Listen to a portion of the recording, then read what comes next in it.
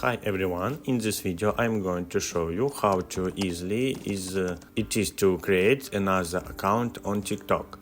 Be sure to watch the video to the end to avoid mistakes, and don't forget to like and subscribe to my channel. Let's dive in. First, open the TikTok app on your device, go to your profile by tapping on the profile icon.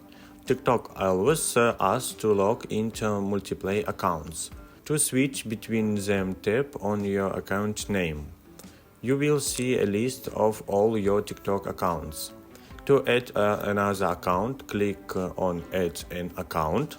Choose your TikTok registration method from the options provided.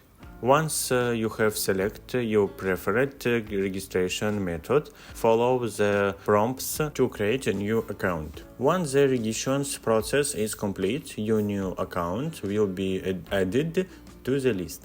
Now you can easily switch between your TikTok accounts by selecting the desired account from the list. That's how easily it's for you to create another TikTok account. Thanks for watching.